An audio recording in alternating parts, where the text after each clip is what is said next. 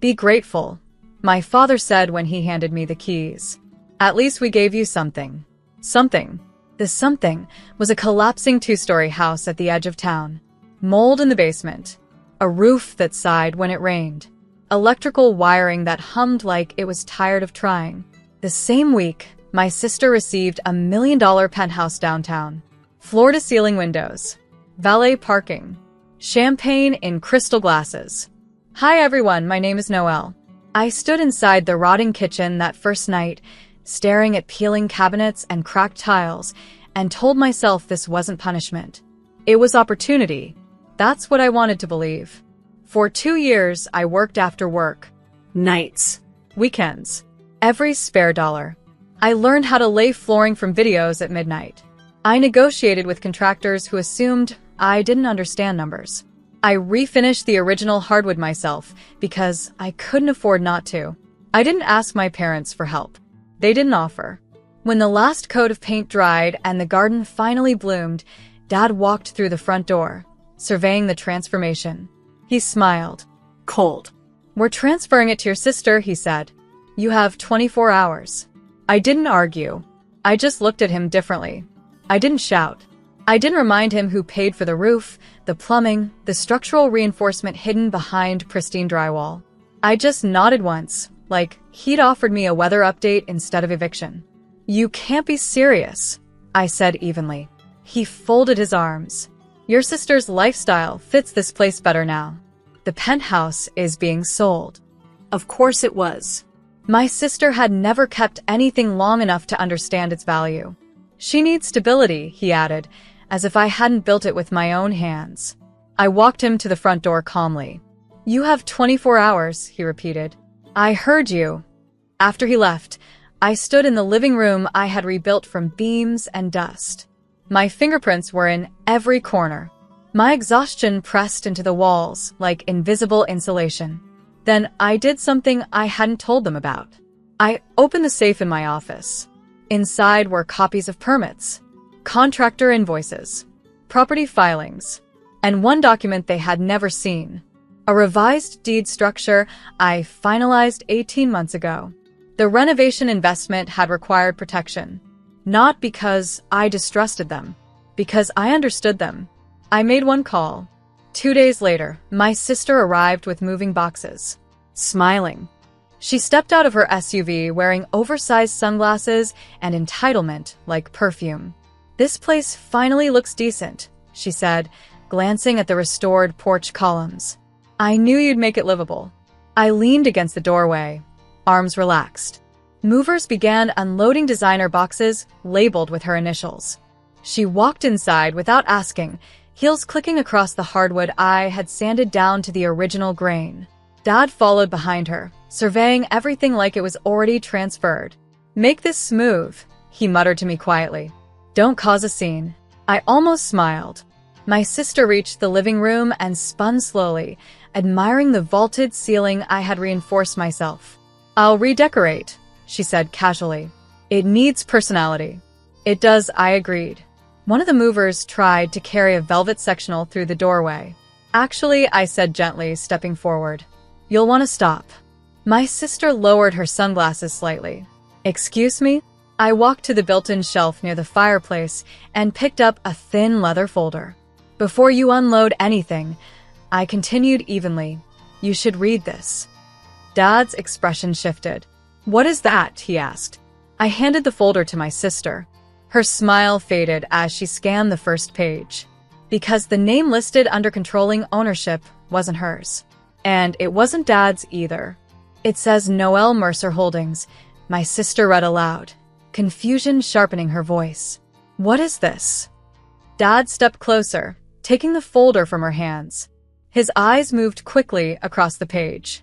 I watched the exact moment understanding replaced certainty. You transferred it? He asked slowly. No, I replied. I restructured it. The renovation loans, the permits, the insurance policies, all of it had required formal documentation. 18 months ago, when the contractors demanded proof of investment protection, I created an LLC. Under my name, the original deed remained technically joint. but the controlling interest tied to capital improvement equity belonged to my company. You can't do that, my sister snapped. I already did. Dad's jaw tightened. You manipulated paperwork.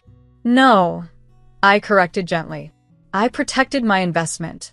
The mover stood frozen near the doorway, uncertain whether to continue. This house increased in value because of me, I said calmly, and the equity reflects that.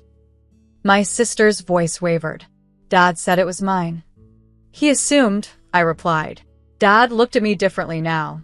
Not as the compliant daughter who worked quietly, but as someone who had anticipated this exact moment. You planned this, he said quietly. I held his gaze. I prepared, I answered. My sister's face flushed crimson. So, what? You're just keeping it? I'm keeping what I built, I replied evenly. Dad stepped forward, lowering his voice like control could be recovered through tone alone. We gave you this house. You gave me a liability, I corrected gently. I turned it into an asset. The words didn't come from anger. They came from arithmetic. My sister crossed her arms. You're selfish. I glanced at the velvet sectional still paused at the doorway. You arrived with movers before ownership was finalized. She looked at Dad sharply. You said it was handled. He didn't answer. Because he hadn't handled it. He assumed I would. For 2 years, I continued calmly. I carried the financial risk alone. Insurance, permits, material overruns. When the market shifted last winter, I refinanced the construction lien under my credit. Dad's expression flickered. You refinanced? Yes. Under my LLC, which meant the controlling equity was contractually tied to my company, not the original family deed structure. You can't block us, my sister insisted.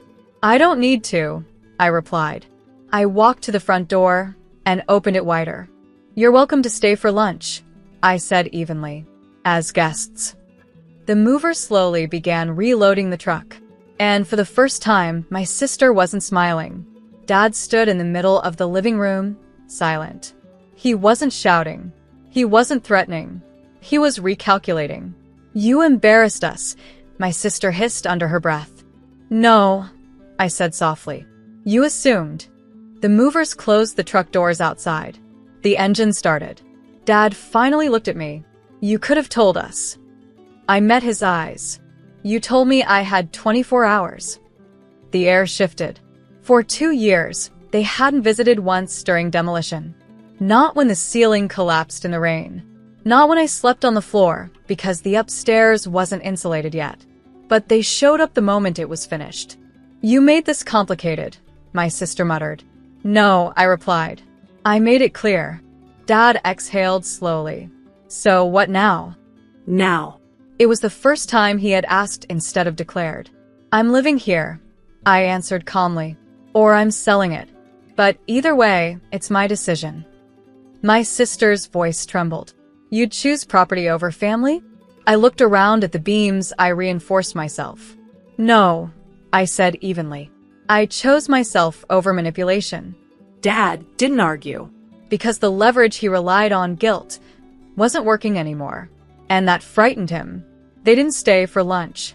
My sister walked out first, shoulders rigid, phone already pressed to her ear.